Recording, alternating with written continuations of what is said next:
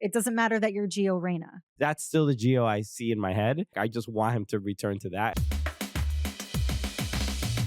Let's start today with the U.S. men's national team player review. We have to figure out like what are they going to do for their own club careers and where they're going to end up. Should they stay or should they go from the clubs that they are at? And that is why it is today's top topic.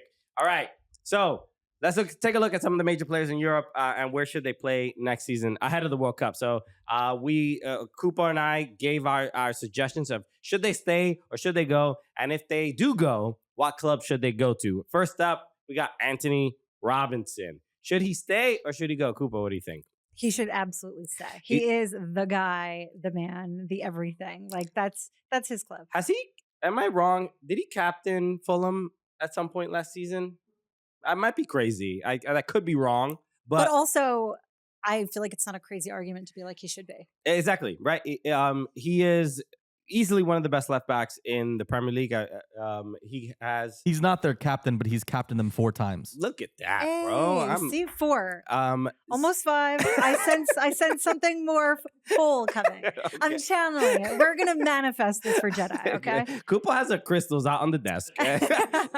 She's wishing good things on Anthony Robinson. But I also said stay because there's a I don't want to get to the point where I would say probably we're going to talk about Christian Pulisic in a second, but Pulisic, you could understand like the ambition to be like, I want to play in Champions League and blah, blah, blah. And AC Milan are not going to be playing in Champions League next season. So I understand. But Anthony Robinson feels like, even though he's, how old is he? 27, 28? He's a little bit up there. Let's talk about him like he's retirement age and he's got a cane. But yes, I know. You're 24. What are you, going gray, buddy? But Anthony Robinson is in a point in his career that the leadership that he that experience of leadership that he will gain at Fulham, I think is kind of priceless. Yeah, I think that if you're fortunate as a player, right, you become a steady starter, right? You are key to the success of the team and you eventually don't have cause to move to another squad, right? Like, unless you decide there's a bigger challenge ahead, which sometimes becomes an umbrella statement, but I don't see any reason for him to shift otherwise. Like, let this be your place. This can be your home, your club, most recognizable for this thing. Sure. And then, so next up, the name I just mentioned, Christian Pulisic.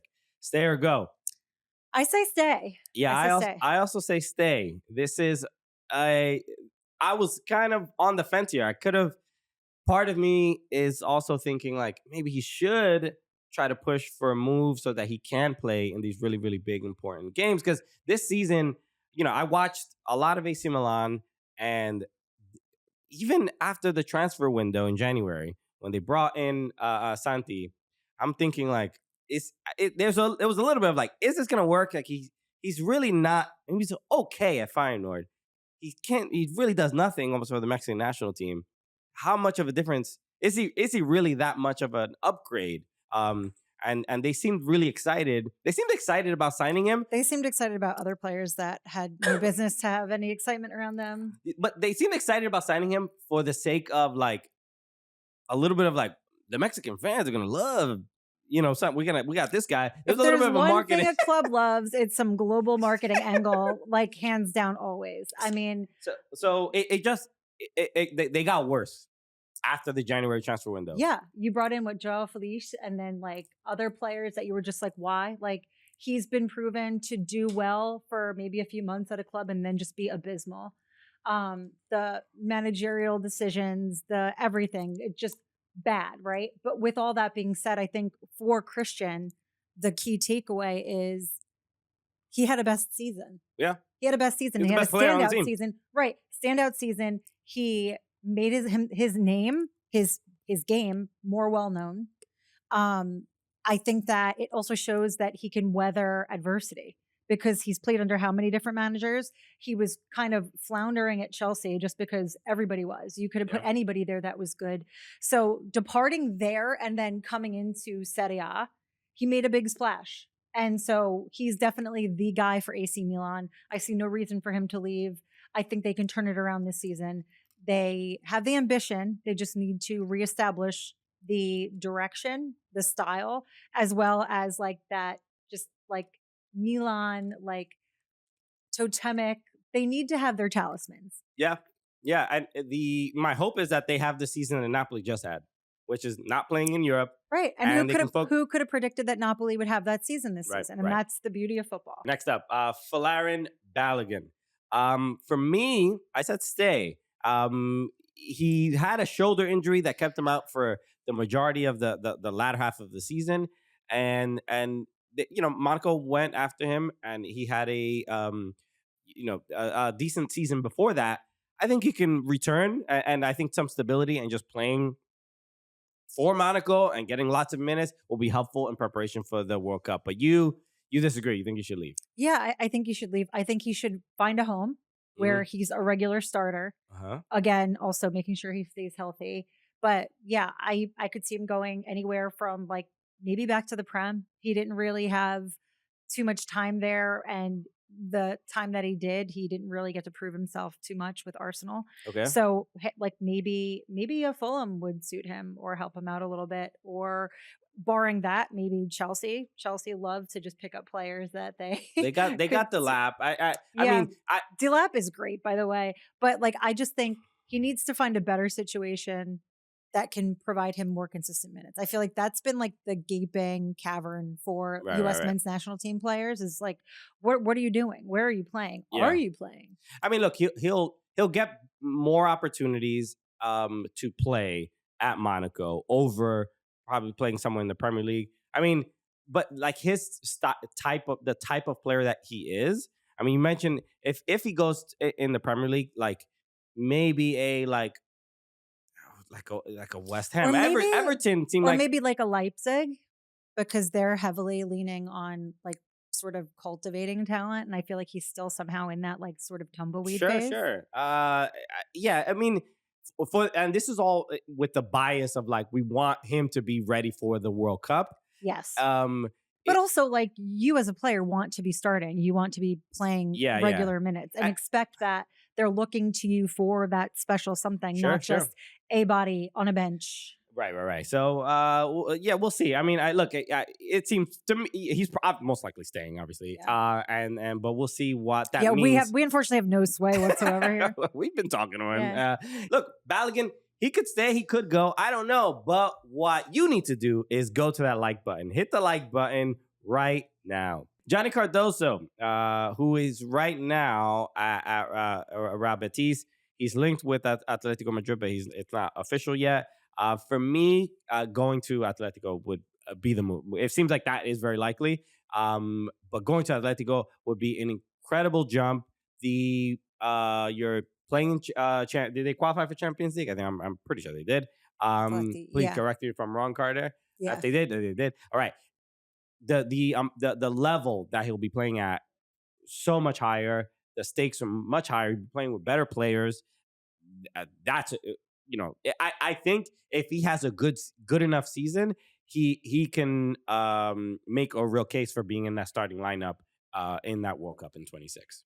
I feel like he's made some really solid arguments just trying to secure himself a spot on the squad all in already. Like, and I say that because like he's been great for Betis. Like, I think that he can fare well there and he'll continue to get minutes. And I don't know if making the jump at this point would favor him in that respect, right? Like, yes, it could cause you to level up and become more well-rounded because now there's certain asks of you, different systems that you're asked to play in, or you kind of end up being a backup and you don't really have... that is, he puts himself at that risk. Right. The level of the I don't know that I would, if I were him, I don't know if I'd want to make myself that uncomfortable ahead of a World Cup here. That's fair. My hope is that he breaks into that starting squad, which is why I'm assuming Atletico even went for him. And I'm sure there's been some conversations of like, okay, I'll go there if I'm going to be starting. But the ifs are big, you know? I could promise you gold bars if you show up. I just don't want what he did in that the game against Turkey. Just don't do that. Just whatever you learn from Diego Simeone, just what he's gonna tell you, hey, don't do what you did wearing that United States shirt. Yeah. So, all right. Don't do the thing. Because we saw it, and we weren't happy with it. All right. Ricardo Pepi, should he stay or should he go from PSV? So I say, like, I could really go either way on this one. Mm-hmm. I say that because I think that he's outstanding for PSV.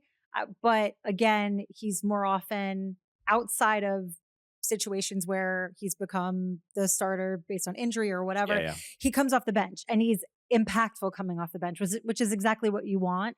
But I fear if he stays in a situation like that for too long, that's what he becomes a specialist in knowing like, oh, I can always get you to turn the key in a game coming off the bench. Yeah. It's like you want to be the one that's starting. So like I'm content with him staying. Like I think it's fine. I think he plays enough. He adds enough. He's valued enough there. But if there becomes a bigger opportunity that we know he's going to be central to a project, then go. But I feel like of this list, he's probably like the least urgent move. Okay. Yeah. I mean, his performances, especially in Champions League, he has performances that are getting interest from that cause interest from other clubs, and I believe West Ham is interested, Fulham.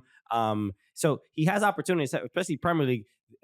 And again, it is always that fear of like, having this men's national team player in the Premier League, cool. Yeah. But then it's like, is he even going to be playing? Because at PSV, I think he has a stronger case to make to be the starter there and take over for De Jong. Yeah. But it's just the risk leading into the World Cup. I'm like, I don't want another. Again, if this were coming off of a World Cup tournament year, I'd say, you know what, like go for it freely. Take the jump, see what happens. There's time to correct and make sure that your value essentially isn't diminished by having made this decision. Yeah. All right. Next up. Oh wait, did you hear that, Carter? All right. I didn't turn on the speaker. Gio Reyna. Should he stay or should he go? Obviously, Dortmund, they're done with him. I mean, I think it's been pretty clear. He's not in the Club World Cup squad. For me, I think he should go, obviously. And I think he should go to AC Milan. I think or at least Serie A.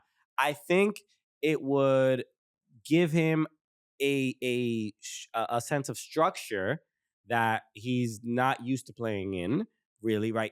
Dortmund, and structure in the sense that we know how tactical Serie A is, we know how all the managers are, we know how difficult non-Italian managers, they have like a bit of a difficult time adapting to Serie A. This has been always a common thing. And I think he can learn a lot about what it means to play in a more rigid tactical system where the focus is about winning and not really about being fancy. Even though that he can bring that too. So I think it's like it will be good for him as a person more than even just as a player. So that's why I say specifically AC Milan, because like Reinders is leaving, obviously left and went to Man City. Yeah. So I think that could be a place for him. But yeah, he does need to go. He's going somewhere. Yeah, there's no question that he needs to go. Potential unrealized is nothing. You can't keep coasting for all these years, saying like, we think he's great. He's great. Okay, well, show me where he's great. Show me the work ethic. Show me the positive attitude. Show me the desire and hunger. And I feel like we haven't seen that. And you're definitely not getting it when he's not getting minutes either. I said, quite frankly, like, you know what, like MLS, go to a mid-table La Liga team, or I could even say like, maybe like a mid-table Serie A team. He's just, quite frankly, based on his now body of work, he's not good enough. Like, and you need to make your bones. It doesn't matter that you're Gio Reyna. It matters who shows up on any given day to trainings consistently. And to your argument, like, yes, like Serie A could be a good place for him, but I don't see him slotting into a team that is a big team that now are hampered by big expectations when he hasn't shown any initiative or whatever. It's a lot of responsibility. No right? Like there's a lot more responsibility. So you can't imagine that he's going to be stepping into a starting role, but at least show some tenacity that you want to be somewhere doing something. Right. And that's another reason why I'm like, hey, you know what? Maybe a mental reset would be good, and bring him back, bring him home to MLS. Mm-hmm. Let him play there and make his bones and legitimately show the world that he is the player that everyone had said he is. He was an NYCFC Academy player. It wouldn't be a bad fit. It would be dope to see him. When we spoke to him, we went to Dortmund and we spoke to him about possibly coming back to NYCFC, and he was like, it's not impossible. Yeah. And he grew up in the New York area, and he still carries a lot of that New York kind of attitude. Yeah. In his demeanor. But yeah, I still have the we went to the World Cup qualifier in Mexico in Azteca, the one that was 0-0.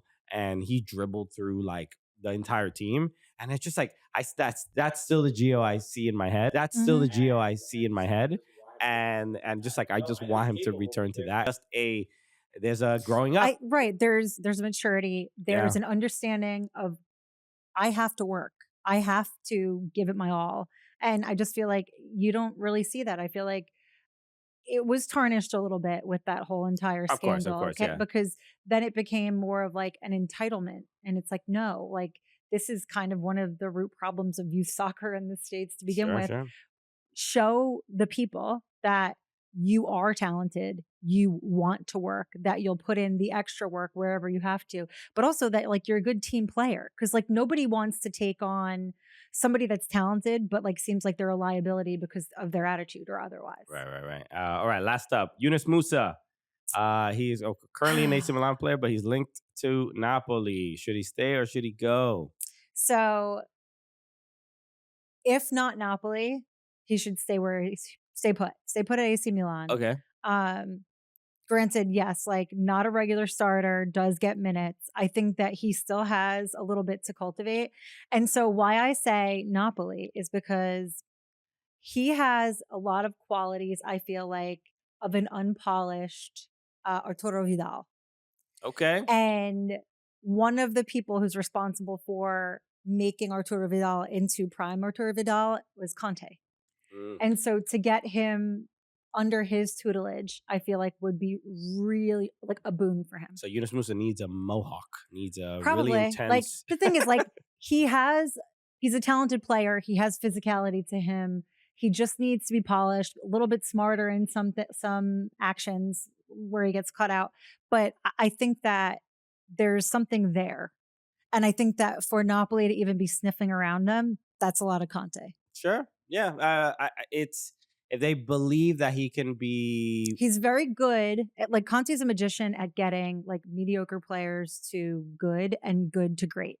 Okay. And so he's done it time and time again. But like if he identifies you and you're a Conte player, like prototypical, like, oh, I see where you can be corrected, fixed, more well-rounded, this would bode really, really well for him. Sure. Yeah, I think there's watching him at AC Milan. I think he should go, and if Napoli's an option, please go there. Yeah, they're going to be playing European football too. Yeah, so I think there's the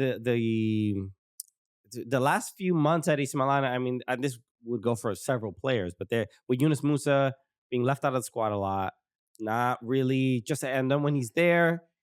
I saw him play like at right back once or right wing back. I'm like, everybody's been put everywhere. This is right, weird. Like when they brought in like Conceição and everything was just sort of like, hey, what are we doing? There again, like there was no style, there were no tactics, there weren't players that fit what he wanted to be doing. A lot of players suffered that way, and that's why I say when you look at Christian, that's a giant golden check mark in his column because he's weathered managerial changes over different clubs, even just at AC Milan, and he's been the least impacted. And I feel like when you are weatherproofed like that, that just goes to show your mettle as a player. Sure. Yeah, it's just the last few months for Yunus Musah have just been so disappointing. Yeah, he's just he is a central midfielder. He is an 8. And that's it. He's not for the US. He played at the wing once. Yeah, it's not what he does. Yeah. He can't really go 1v1. I think he has a little bit more versatility, but again, these are the things that need to be addressed. And I feel like if he's not in the right place and he's not valued to the point where the time is worth investing in him. And that's to say, like, AC Milan would have to do the same. You can't just be like, hey, this is good enough, because it's not. You know, sometimes he'd go missing and you'd be like, what happened to Musah? So so we shall see where these guys end up and what looking forward to the World Cup. These are going to be all these moves are going to be analyzed a lot and more and this summer, and the transfers and stuff like that. Some players are going to stay where they are, some are going to leave, but we are all looking forward to obviously the move that is going to make them just look good in the World Cup, because we don't want to be humiliated there. I'm begging you. As the host. Everything around the World Cup is pretty humiliating already, yeah. As the host. So if they could play well, that would be quite the gift. All right. Let's take a quick break and we're going to talk some Gold Cup. And again, Juve at the White House right after this. U.S. men's national team Gold Cup overreactions. All right, obviously they play U.S. plays Saudi Arabia, which is going to be an interesting game because Saudi Arabia were pretty good at the World Cup in 2022. They beat Argentina, so you might be watching or listening to this after the game. But let's just give some overreactions if they win or if they lose. So if the U.S. men's national team win. Cupo, what would be your overreaction? My overreaction is they're winning the World Cup, baby. There it is. Cupo made that noise. The most patriotic psychopath. Okay, so that's quite the overreaction. My overreaction would just be that I'm gonna just believe in Pochettino. I'm gonna walk with him. I'll take him. I'll go wherever he tells me to go. Because this is it that much of an overreaction, though? It's a fair overreaction. I hope you hear the thunder. Damn, the thunder! See, you question the gods, and they're like, not even. You didn't even have to hit the soundboard, Chris. It will, at the very least.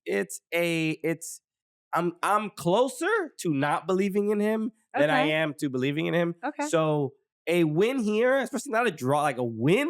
I'll be like, all right, maybe there's something. He's finding something here, because all the drama around the players not coming in, like Pulisic and the whole day, they have their whole back and forth. What, you mean a simple big name coach wouldn't fix all of the systemic problems? That's so weird. But some of them are systemic. Some of them are, it just seems like the relationship I want him to have with the players is not really there. Honestly, I feel like Greg Berhalter had a better relationship with the players.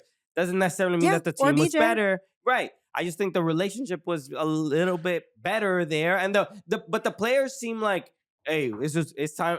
He wants us to work. We're gonna do the work. And so it's a bit more buttoned up. And Berhalter was like the cool gym teacher, right? And that worked for as long as it did, and then it didn't work. So, but yeah, if they win against Saudi Arabia, which is I think one of the stronger opponents that they will have been facing, the two friendlies beforehand were also very, very disappointing. Yeah. So if they win, I'm gonna put my faith in Mauricio Pochettino. Okay. Okay. All right. Next up, if the USMNT lose, I'll go first. Go ahead. If they lose, it's basically like, this roster's not good enough. This roster's not good enough, and to the degree that, like, again, I was already really disappointed with those two friendlies, but I could understand the, like, oh, he's trying to change things, see the rosters a little bit. But if the U17 lose, then it's like, okay, what? The issues with the Club World Cup, where they obviously don't have right. I mean, when you have like literally nesting competitions, exactly, which is also confounding, but yeah. But not having, and then also not having Pulisic, like it's bad. We're like in a really, really bad spot. So my overreaction is, this team is just this roster that is right here, not even close to good enough to even making a dent in the World Cup. What about you? My overreaction is, burn this whole thing to the ground and start over the whole program. Gotcha. Okay. All right. So you have your gasoline and you have my matches. You have your matches and you're ready to go. Yeah. You're that meme with the little girls smiling at the burning building. So can we make that image? Now. Can we make that image and put it in post? Somebody at Yahoo, make that image. Okay. So, okay, I see it. Your overreaction is on brand for Cupo. Both of your overreactions. I mean, you asked me to overreact. I am dramatic. I am a Leo. They feel like reactions, though, not over. I mean, you're still kind of tepid to me. I'm just saying. Okay. Okay. No, just okay, Mr. Rogers. I'm just saying, if either of us were in relationships and got broken up with, I think we can understand what the reactions might be. You see how we process things, good things or bad things happening, and it says a lot about us as individuals. All right. All right, let's move on because we have to talk about this because now that we have is it Juventina? Is that a thing that people say? Yeah. Okay, I'm Juventina, Juventino, okay. Juventini, that'd be plural. Se vuoi plurale. Oh, yeah. Okay, or they, them, Juven, they, them. Whatever. We're happy to do it. We're happy to call whatever you want. Plural and there are men and women, she, they, them. Okay, I want to be You're inclusive. Going with it's the masculine plural. And now you've had your Italian. This is perfectly relevant to the conversation we're about to have because Juventus went to the White House yesterday and they obviously Gianni Infantino. Juventus played at Audi Field the other day. I forgot who Alain. I think they played. They won 5-0. Which is not too much of a surprise, but even for Club World Cup, some of the results have been a little bit surprising to some people. But so good on them. But so they go to the White House. We start seeing photos of them in the Oval Office, and really the main photos we see are we see Tim Weah, Weston McKennie. You mentioned Locatelli, Gatti. Vlahovic, yes, Vlahovic, and Coop Miners, and there's a couple people from the Juventus staff as well, yeah, including Giorgio Chiellini. Yes, Giorgio Chiellini is here, and you can so they're behind Donald Trump in the Oval Office, and Trump is taking questions from the press. The Club World Cup trophy is there. Infantino is there. It is even as I'm describing this is weird. This is like. This is the dream you have after you eat food too late and then just pass out. So the photos themselves, the videos already like it's uncomfortable because the press is asking about.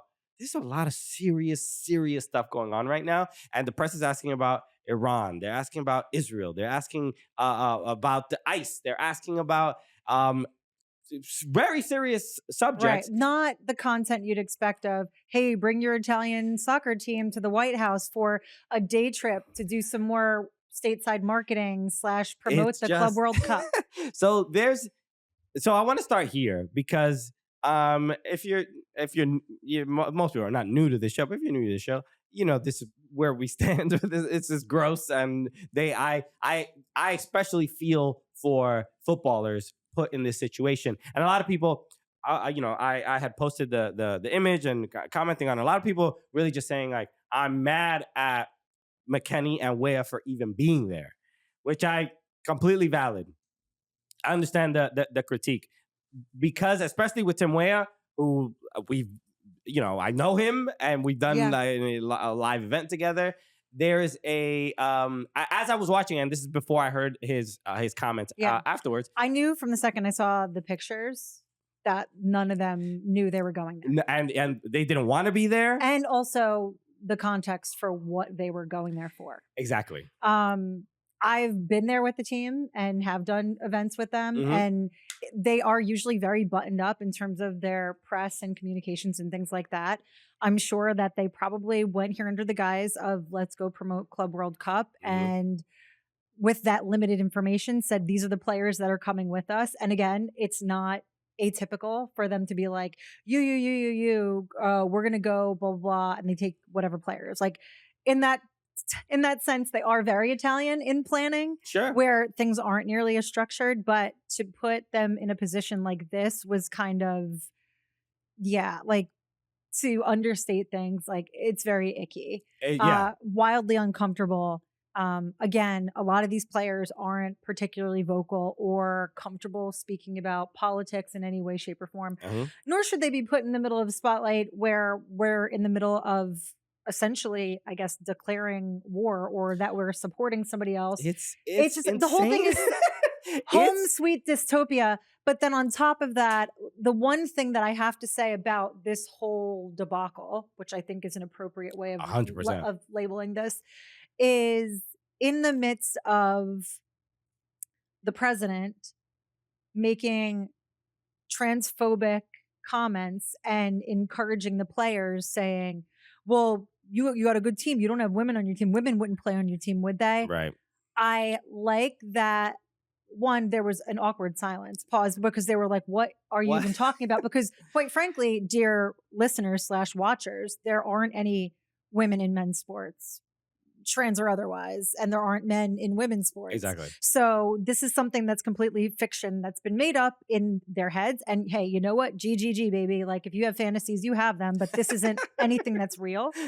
And as an aside, Damian Comoli, who's part of that Juventus staff, said, oh, we actually have an excellent women's team, Juventus women. Yeah. And I love that he used the opportunity stateside to market for the women's game, because they've only been pro officially in Italy, recognized by FIGC within the last few years. Gotcha. So it was nice that he was nimble enough to take a situation and literally turn lemons to lemonade. And I like that. I like that little tip of the cap. Sure. Outside of that, whoo! I mean, it's hard to find any positive. I mean, and that, like, Trump asking like basically like a trans question of like there wouldn't be any women on your team. It's just so stupid and gross and like such clearly a distract. It's like not important. He doesn't care, but it's about riling up the people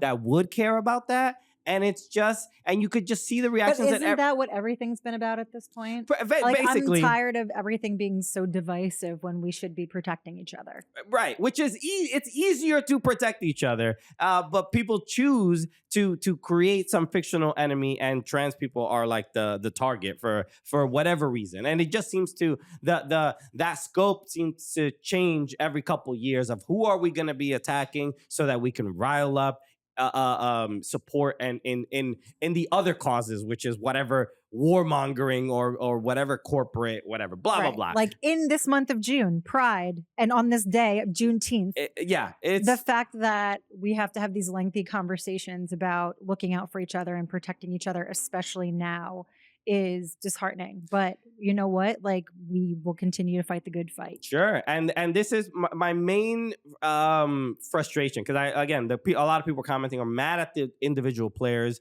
And Timothy Weah, this was his quote. He was asked later in the day in a press conference. They said, I hear his response about going to the White House. He said, quote, "It was all a surprise to me, honestly. They just told us that we have to go, and I had no choice but to go. So I showed up. I guess it was a cool experience. Obviously, being in the White House as a first time, it's always wonderful, but I'm not one for politics. So it wasn't that exciting. I was caught by surprise when he started talking about all the politics with Iran and everything. And it was kind of like, I just want to play football, man." And this is end quote. And this is where something, he obviously, he didn't want to be there. But that aside, there has to be another level of care here, because you do have to also address the fact that his father's the president of Liberia. Exactly. So if you want a major world event in terms of politics and things that just like shouldn't happen, this probably would be pretty high on that list. I think, again, they put all of those players in a bad position, including the staff, to react and feed into a rhetoric that has been damaging for quite some time, that just shouldn't have been. If, in fact, they were inviting them there just to talk sports. And yes, I see you on the internet, all of you screaming at clouds about how like sports and politics separate. Okay, well, how do you separate sports and politics when you're asking point blank footballers about foreign policy, about war, about trans rights, essentially. I think that's a pretty difficult position to be in. And yes, like players, unfortunately, do have obligations to do a certain number of events when they're on the road like this. Yeah. And I do truly believe that they weren't fully told and were like, hey, you're going. So this goes on to like a bigger issue, which is like, we all know the Club World Cup is, you know, ticket sales and they're trying to promote it. And I understand that, but Infantino Infantino and FIFA have basically just said, bend the knee, whatever Trump kind of need. Because like now you're tangoing with the person holding your purse strings. Yeah. Right. And they don't So if Club World Cup is a gross failure, that's one thing. If you can't manage to make that money on the back end via the World Cup because of the tumultuous conditions and God knows where we'll be by then, I am terrified to find out, then you need to at least have that person hand in hand with you. So, and my argument is like, I can wrap my head around, I understand that Infantino might have to do that.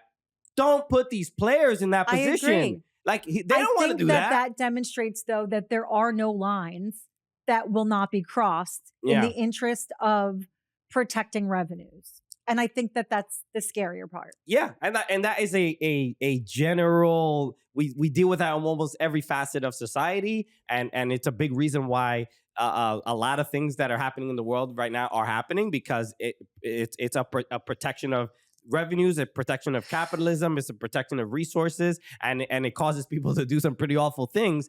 But it's though I guess it's so much more personal because we know these guys.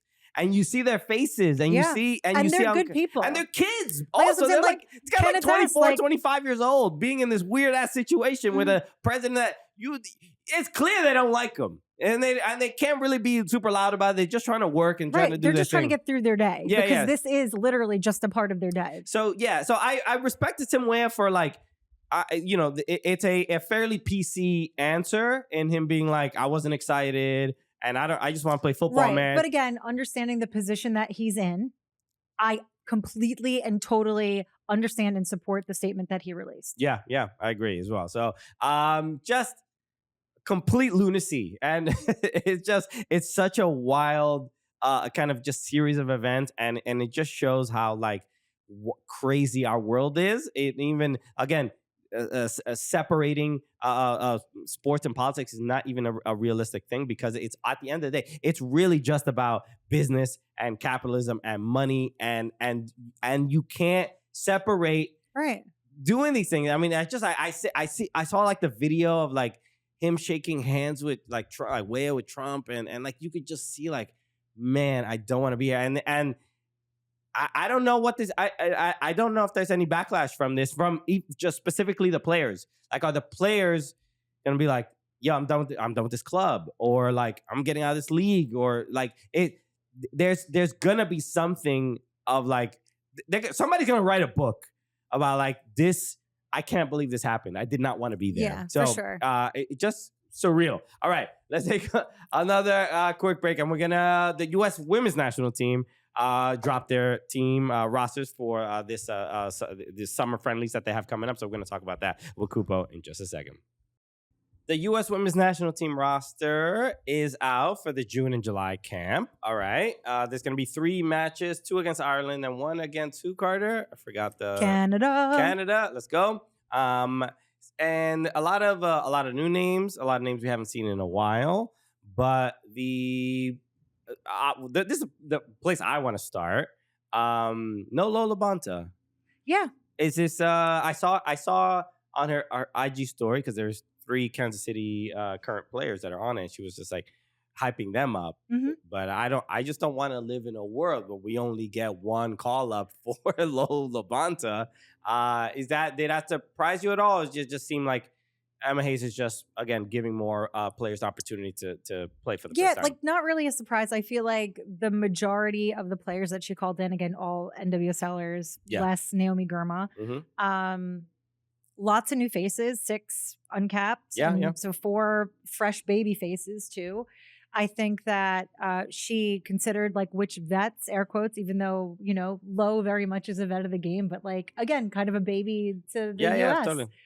So I don't think that it was like a negative that Lowe didn't get called back up. I think like she had a decent run. I think that like she did take a little bit of a knock coming off of the last US camp a couple weeks ago. And so let her get reintegrated with her squad. She's super important to the current. Yeah. Like, I've talked to Vlatko about her before too, where he's like, yeah, like if Lowe's missing, like her presence is felt, even if she's not on field. Like we need her to be there because she's that important to that team. So Lowe missing, I don't really take it much as anything. I think that Emma has made it very clear that she's still looking and pursuing this in terms of for the now and for the future. And I think that all of us, for the most part, had interpreted like for the future as in like, Women's World Cup, Olympics. But she's made it clear that like she's looking beyond that. Like this is for like true longevity. And we've seen her make a few moves even with the U23s where you've had players that are coming back from injury play down, where like Mia Fischel and Corbin Albert in the last cycle and things like that. But then you're also getting very young players coming into this camp that we haven't had eyes on that have been showing out in NWSL. Like right now, 18-year-old Jordan Bugg. She's called in 3 of the 4 youth that we're getting for these first timers are defenders. Outside of bringing in, Sam Musah in the midfield. Right. So I think that we're just getting the inverse of the pain cave that we saw going into the Olympics, which kind of created this. Bringing it back. Hey, sometimes you got to tuck into the pain cave and create some instant chemistry and trauma bond. But I think that what she was able to do there was remarkable. But I think that Emma Hayes, she's brilliant. And with that, she's acknowledged that there also needs to be a time of rest. Right. And so with that, you got the bulk of the European players resting right now, with the reinvigoration of some of the injured. Like, I think that Girma being there is very pointed because she's been co-captain, potential future captain of this team. And also she's just making her way back in. So I think it's a trial, especially for the new defenders that are coming in, to see like how composed are they? How well do they integrate with Girma? How does this work if we, switch a couple things around? We saw Giselle Thompson getting called back into this camp. The last camp she was called in as a forward, unfortunately had to leave camp early because she took a knock. We see her back now. So I think with the vacancy of Emily Fox and that left back role, that she's still looking for some more depth in terms of, who's the number one, who's actually able to, who's a little bit more rounded, right? And I think so when you start looking at maybe even like left center backs or other center backs like Lily Reel, who's been a standout for Gotham, you start to think, hey, how can we tinker around with this? Okay, yeah. Girma, the only question I have is we didn't plan on talking about this, but her time at Chelsea, I mean, she hasn't been there very long, and she was coming off an injury. Right. She got there. She was fine. She got injured. She came up back the tail end of the season. And then I was watching the Women's Champions League, and Chelsea lost to Barcelona.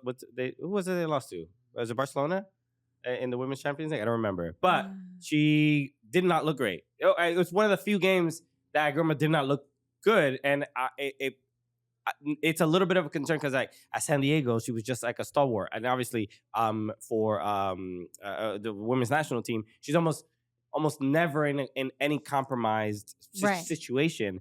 And then at Chelsea it just seemed like, okay, why is she working so hard? She's like never really had to do that. And that's it. Like it's a challenge, one, to come back and be fit to play. It's another thing to come back and be fit to play in the tail end of a season when you've had that injury for quite some time. Like she was out for a spell. Yeah. So for her to come back at that point, I think is even more challenging than any other regular time because now they're duly counting on you. Okay. And then obviously Arsenal ended up winning the Champions League. So shout out to you, another Gooner here. Okay.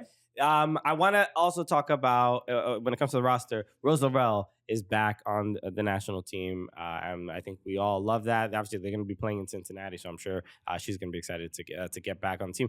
She's been a player that's been dealing with a lot of injury, and obviously she hasn't really been available for Gotham. She just came back. Yep. She had ankle surgery not too long ago. But this is a question I had because of her lack of availability.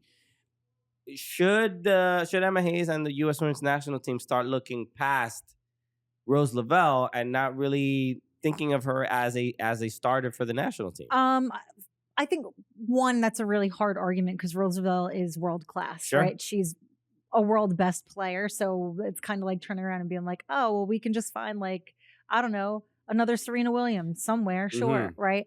I think that she has been cultivating that spot, and Rose can play the 8, can play the 10, can, like she serves a lot of different purposes with this team, not to mention 110 caps, like being a veteran now on this side. And I think that as we start to temper and cultivate who's the best starting 11, it's like it's managed and balanced in that way. But Rose Lavelle is like great in distribution. She's a creative force in the midfield. She's fantastic. Yeah, like it's. I mean, one of the few like really good dribblers that we have. It feels uncomfortable even asking the question. Yeah, Christine. I'm like, damn, I'm insulted. But really and truly, like, it's been so long now. It feels like 100 years. It's been 7 months that she's been out. Ankles are hard to deal with, especially coming back from any surgery.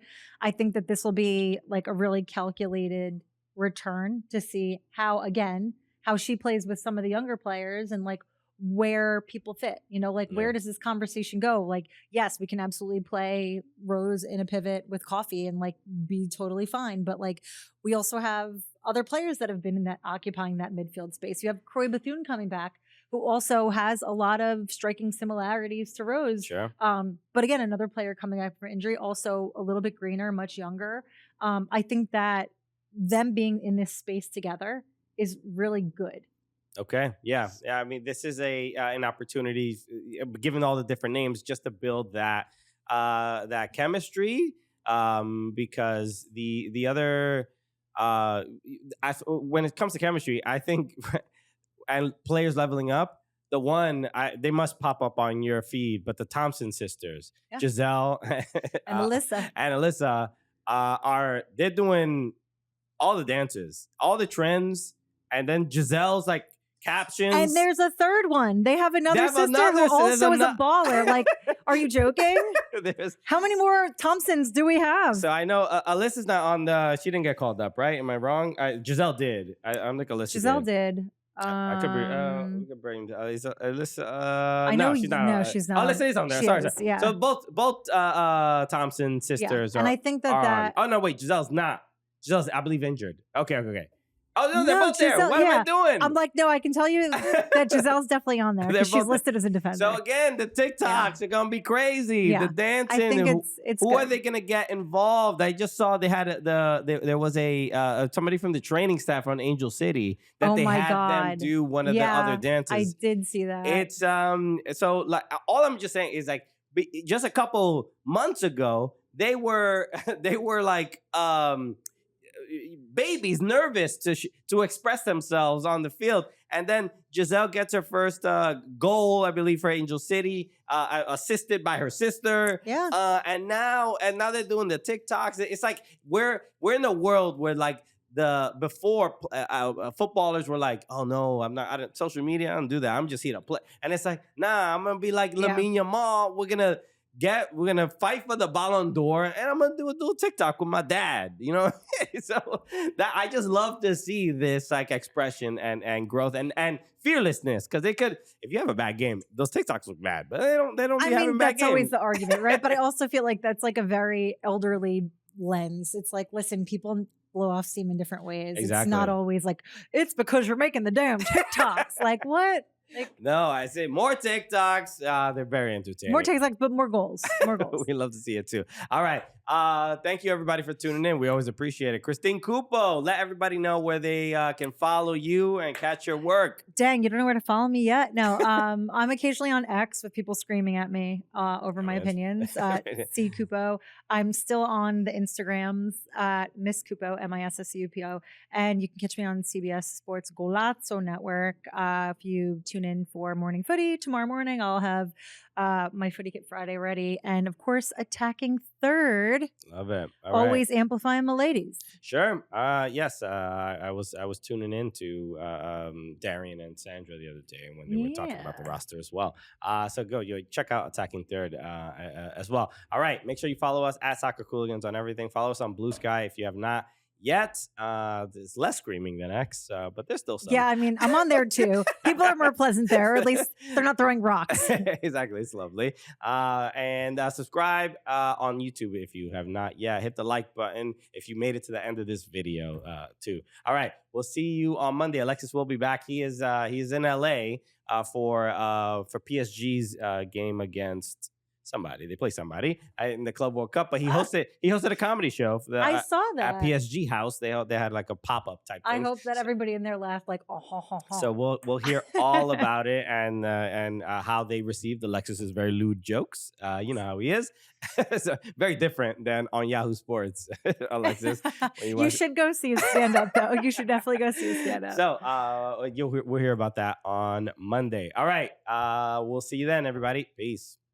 Look, there is a lot of drama with the U.S. men's national team, and you can watch the video that we did on that. If you just click on my face, the Pulisic Pochettino drama, just click on that right now. And if you click on my face, you'll subscribe. And that is not a euphemism. Really, just click on my face.